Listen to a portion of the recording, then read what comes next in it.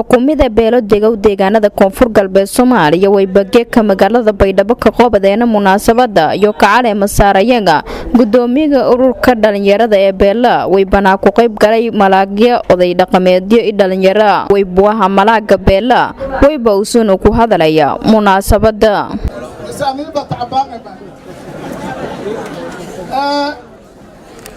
dhalinyarada igabro tolkeeda iyo wadi jiray dagaalka kaalmo leeyahay tol dhalinyarada igabro ay fadhiyaan wali waa tol manaqaday magaajay jiro tolkeeda ku jeef meela tigre ka qahay oday maaglayna haysan oday wala ma tarko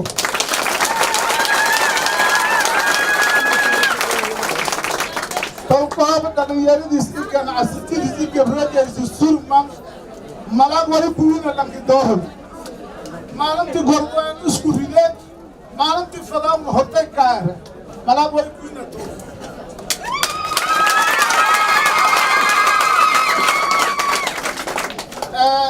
geek wali waa inaan meelkalan gudub dhalinyarada leyn hambaliyo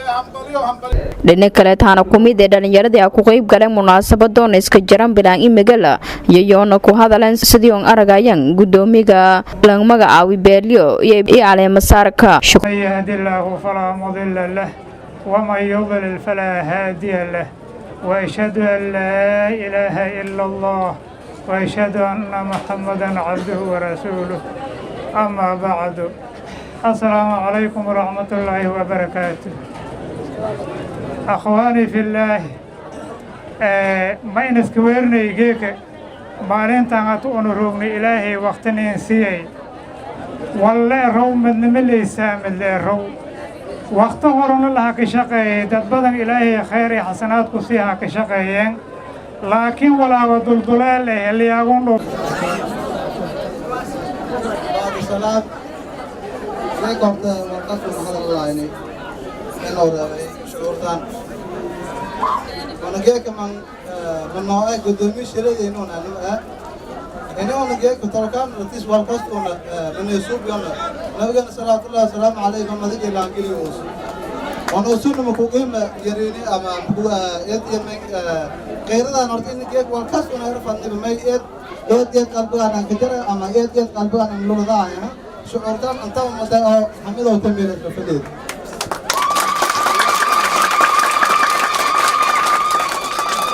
أنا أهان إن نهولون أنا قال أما ليسان عنك ما يكلفي ورحمة الله وبركاته. مرلم هذا كنجة أي بسلامي أن أضيالك أفوكين قلنا ويلنا عرق ده حفلة مناسبة صداي. جبتو أفوكين قلنا ويلنا عرق ده حفلة مناسبة صداي. نلانجرا أفوكين قلنا ويلنا حفلة مناسبة صداي. سراكي شافوكين قلنا ويلنا حفلة مناسبة صداي. وريال كحكومي قالك ويلن أفلتهم كوب صداهين يا سلامي مرلا مالن كنا بس سلامي بقولتهم أكبر